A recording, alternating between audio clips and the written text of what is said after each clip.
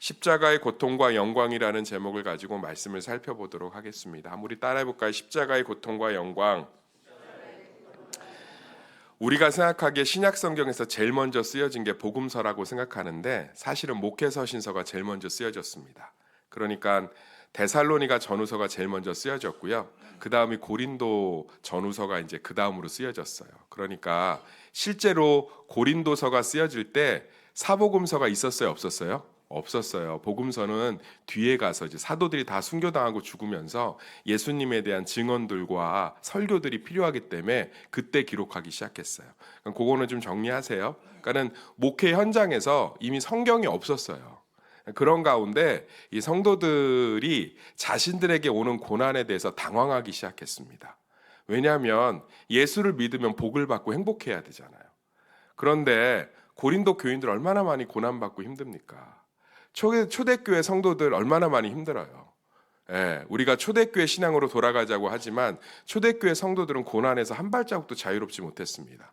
핍박으로부터 환난으로부터 어려움으로부터 또 개개인의 문제들로부터 자유롭지 못했어요. 심지어 고린도 교회는 자신들의 연약한 죄로 말미암아 교회 안에 다양한 고통들도 또 있지 않았습니까?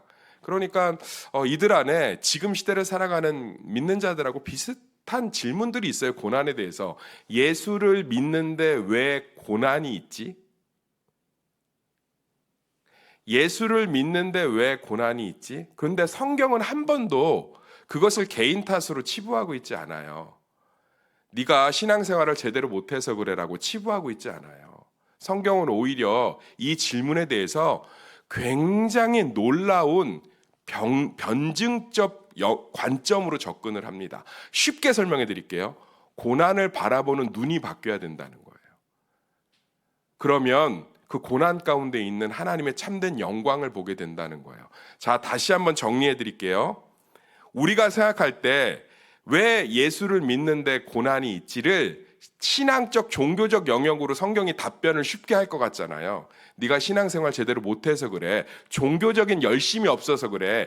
종교적인 깨끗함이 없어서 그래. 라는 얘기들로 쉽게 얘기할 것 같은데 의외로 굉장히 복잡하게 믿는 자들의 고난에 대해서 시각적 설명을 정말 많이 합니다. 이 초대교회, 이 목회 서신서들이. 사도 바울이 특히. 오늘도 마찬가지예요. 우리가 고난이 왔을 때 그 고난을 바라보는 눈을 십자가의 렌즈, 예수 그리스도의 십자가의 시각, 눈으로 바라보면 그것이 영광스러운 것이 되고 지극히 경미한 것이 된다는 거예요. 그래서 오늘 그것을 제가 쉽게 이제 설명해 드릴 거예요. 우리 사랑하는 성도님들도 이 십자가의 렌즈로 자신들의 고난을 바라보시길 소망합니다. 그래서 제대로 보시고 그 고난이 얼마나 큰 영광이 되는지를 보시고 그 고난 가운데 참된 소망들을 붙드심으로 말미암아 왜 예수를 믿는데 고난이 오지를 단순히 개인의 어떤 종교적인 영역에서 찾지 말고 정말 십자가의 신앙과 십자가의 승리 안에서 자신들의 고난의 문제를 해석하는 최소한의 믿는 자의 관점이라도 가지시기를 간절히 소망합니다.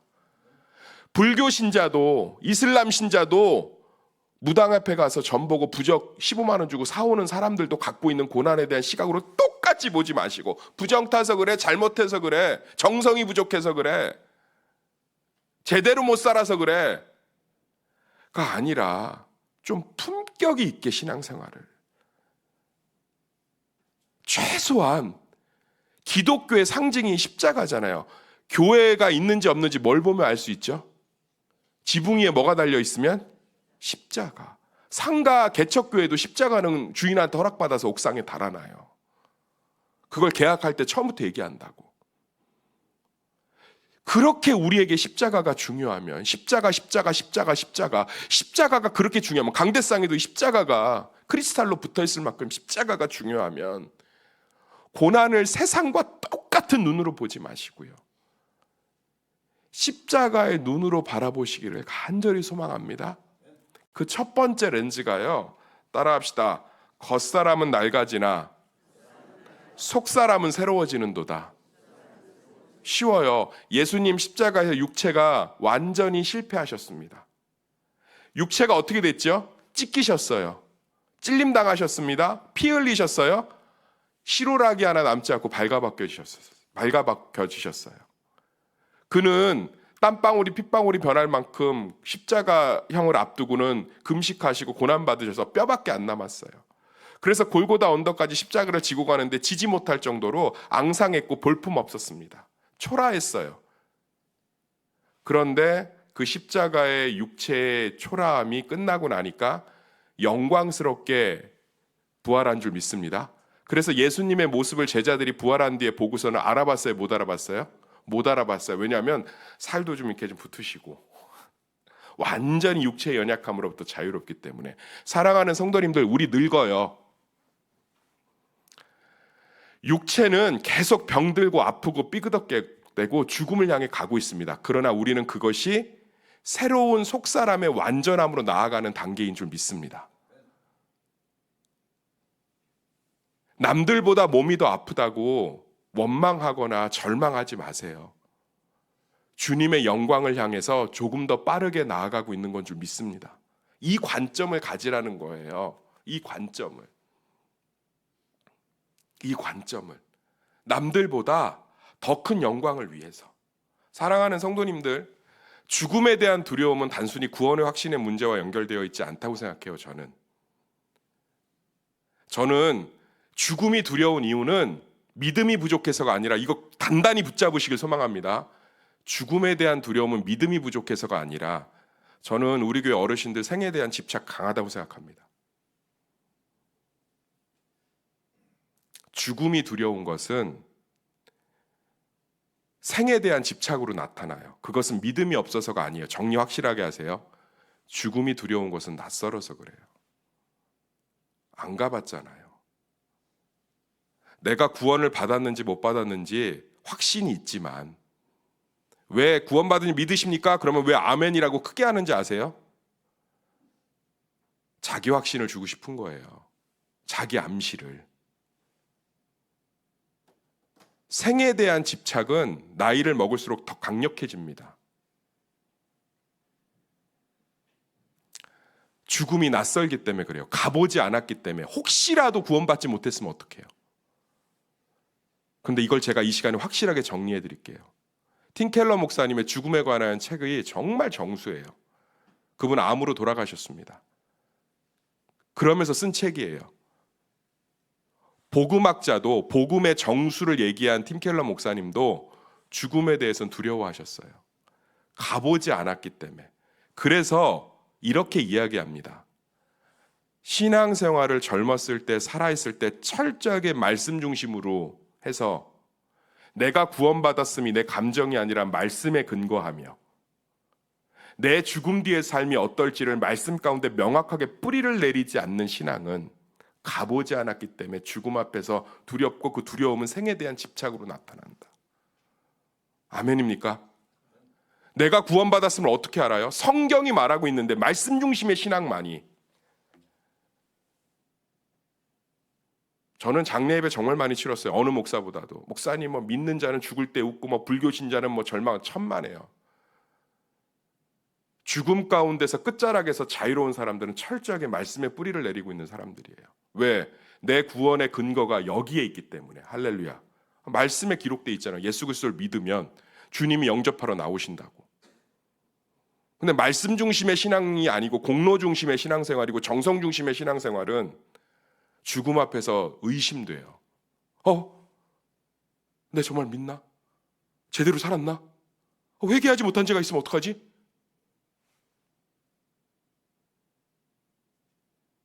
사랑하는 성도님들,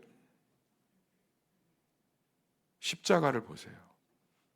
하나님의 말씀이 그대로 이루어진 장소인 줄 믿습니다. 아멘. 구약 성경 39권에 예언된 모든 사건 단어 하나 글자 하나까지 성취된 곳이 십자가인 줄 믿습니다. 우리의 구원과 우리의 천국에 대한 내세에 대한 확증은 내 개인의 확신이나 감정이나 공로와 정성에 있는 것이 아니라 말씀에 있는 줄 믿습니다. 평소에 말씀 중심의 신앙생활을 훈련하셔야 겉사람이 늙어질 때마다 속사람에 대한 환희로 가득 차게 되는 줄 믿습니다. 저도요, 죽음의 끝자락이 무서워요. 왠 줄 아세요? 낯설잖아요. 모르잖아요. 죽으면 깜깜해지나? 진짜 막 내가 공중에 떠서 나를 보나? 그 다음에 어떻게 되지? 저는 그런데 말씀의 근거에서 확신합니다. 저는 죽는 순간 예수 그리스도가 저를 영접하러 올 것을 확신합니다. 저는 제가 아무리 살펴봐도 죽기 직전까지 제 죄를 다 회개할 것 같지 않아요. 내가 기억하지 못한 죄를 무슨 수로 죽기 전까지 회개를 해요. 그런데 내 모든 죄가 십자가에서 용서받았음을 저는 마태, 마가, 누가, 요한복음의 근거로 확실히 믿습니다. 저는 제가 죽는 즉시 천국에 갈 것을 성경 말씀이 이야기하기 때문에 확신합니다. 이 말씀의 뿌리를 내리는 내세관이 없으면 생에 대한 집착은 겉사람이 낡아짐 속에서 자유할 수 없어요. 겉사람은 낡아집니다. 여기서 자유로울 수 있는 청년은 한 명도 없어요. 한 명도 없다고. 그렇게 탱탱하던 피부는 아무리 발라도 안 되는 때가 온단다, 얘들아. 제가 왜 근육을 안 만든지 아세요? 결국은 겉사람은 늙어질 거니까. 사랑하는 성도님들, 말씀의 뿌리를 내리는 신앙생활을 훈련하시길 소망합니다. 그러면 생에 대한 집착이 생에 대한 소중함과 자유로 바뀝니다. 병상에서도 자유롭게 되기 시작해요. 정말 내게 내세가 있고 하나님이 있구나라고 하면 병상에서의 소중한 것들을 붙잡게 됩니다. 그 다음에 뭐라고 그러죠? 17절 읽어볼까요? 17절 시작. 우리가 잠시 받는 환난에 경한 것이 지극히 크고 영원한 영광 중한 것을 우리에게 이루게 함이니. 아니, 우리 초대교회 성도들이 받는 고통을 뭐라고 얘기하죠? 경한 것. 극히 작은 것이라고 얘기해요. 왜냐하면 그것은 영광이 되기 때문인 줄 믿습니다. 십자가의 고통이 얼마나 극심하고 강력한 고통이었어요. 그러나 그것을 예수 그리스도는 장차 올 믿는 자들의 구원을 바라보시면서 감당하신 줄 믿습니다. 우리의 모든 고난은 하나님의 영광이 되기 때문에, 하나님의 영광의 승리가 되기 때문에 우리에게 잠시 경한 것이 되는 줄 믿습니다. 사랑하는 이 렌즈로 바라봐야 돼요. 우리의 모든 고난은 하나님 안에서의 영광이 되는 거예요. 이걸 더 쉽게 설명을 해드릴게요. 고난을 견디는 것도 상급이 됩니다. 고난을 치러내는 것도 상급이 된다고. 더 쉽게 얘기해 드릴까요? 내 아들이 사업하다 실패했어. 그런데 맨날 술 퍼먹고 방 안에 들어가서 내가 뭐 흙수저라 그러느니 뭐 내 인생은 되는 게 없다느니 이러면 좋으세요? 그런데 지가 사업을 쫄딱 지 잘못으로 망했는데 그래도 택배라도 하고 쿠팡이라도 하고 야구르트 배달이라도 하고 녹즙 배달이라도 해서 어떻게든 살아보려고 하면 대견하지 않아요? 고난 가운데 주저앉아 있는 것보다 소망을 붙드는 것도 상급이 되는 줄 믿습니다. 그 얘기예요. 고난 가운데 영광을 바라보며 일어나는 것은 너희의 고난을 지극히 가볍고 잠시의 것으로 만든다는 거예요. 사랑하는 성도님들, 어떤 지체가 그런 얘기를 해요. 목사님, 제가 큰 죄를 지어서 이제는 다시는 뭐 신앙생활 못할 것 같아요. 그거 교만이죠. 교만이에요. 예수님 십자가에 못 박힐 때 그의 곁에 있었던 사람이 있었어요, 없었어요?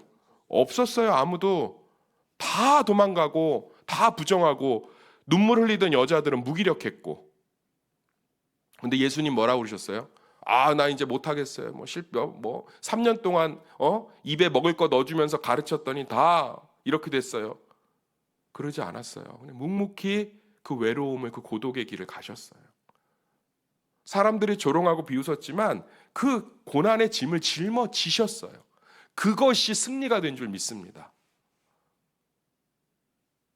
사랑하는 성도님들, 고난은 장차올 영광을 바라보면, 하나님의 승리와 하나님이 주실 영광을 바라보면 극히 지극히 작은 것이 되는 줄 믿습니다. 고난을 짊어지셔야 돼요. 짊어지셔야 됩니다. 어떤 사람은 남편을 잘 만나서 사랑받고 살지요. 그런데 나는 남편을 잘못 만나서 사랑받지 못하지요. 원망하지 마세요. 상처받지 마세요. 그 삶을 살아내는 것이 다 공로가 되고 있는 줄 믿습니다. 물어보실 거 아니에요.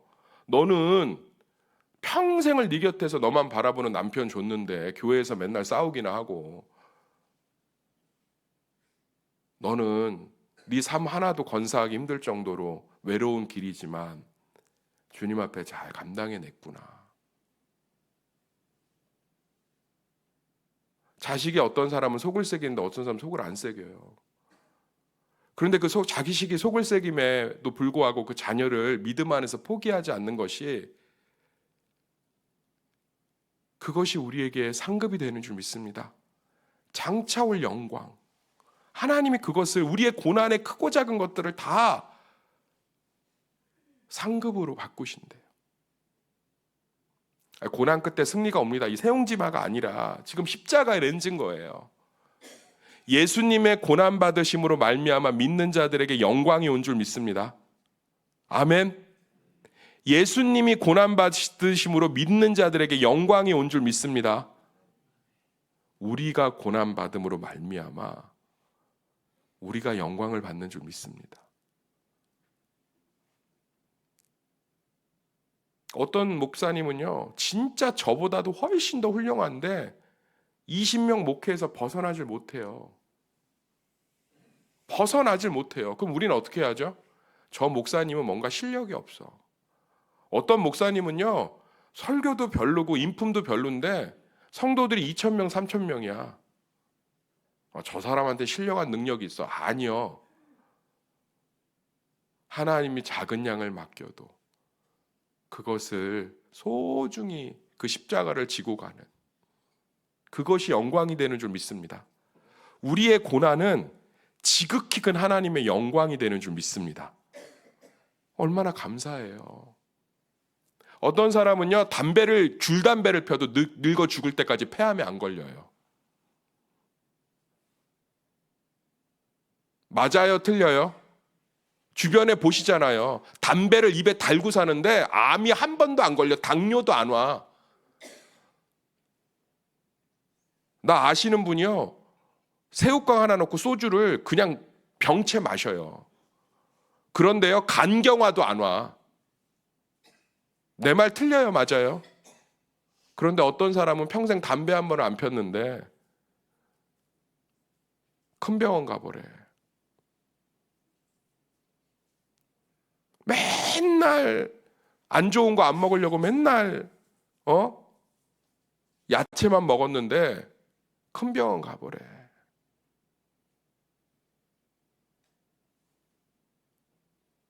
사랑하는 성도님들, 세상이 죄악되기 때문에 공평할 수 없어요. 그렇지만 우리에게 있는 크고 작은 고난들 가운데 그 고난의 짐을 짊어지기 시작할 때 그것은 큰 영광이 되는 줄 믿습니다. 그래서 가벼워질 수 있는 거예요. 가벼워질 수 있는 거라고.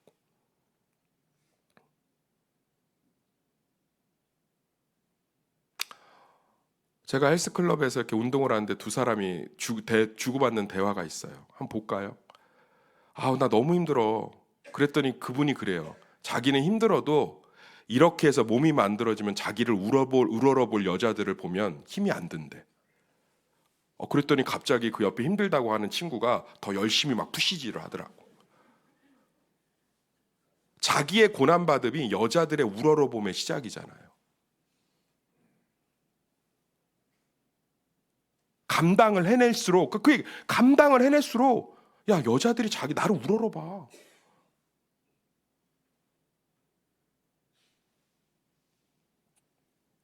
사랑하는 성도님들, 우리가 고난을 감당하고 감당할수록 하나님의 영광이 우리 가운데 드러나는 줄 믿습니다.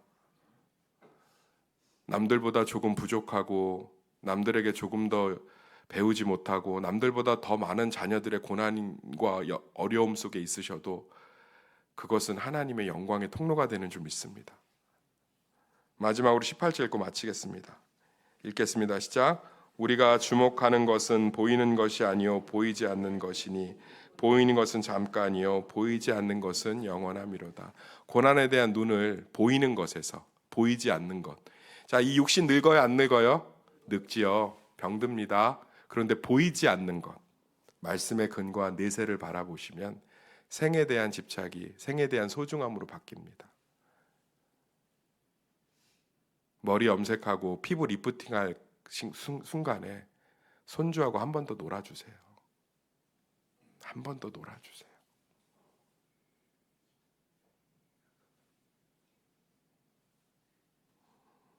우리가 받는 모든 고난은 하나님이 저 짐을 혼자 지고 가네, 감당해내네 라고 하면서 우리 가운데 함께 계신 하나님의 영광의 시작이요, 위로의 시작이요, 또 그 고난의 끝자락에 있는 참된 승리의 시작이 돼서 우리의 모든 고난은 지극히 가볍고 짧은 것이 되는 줄 믿습니다.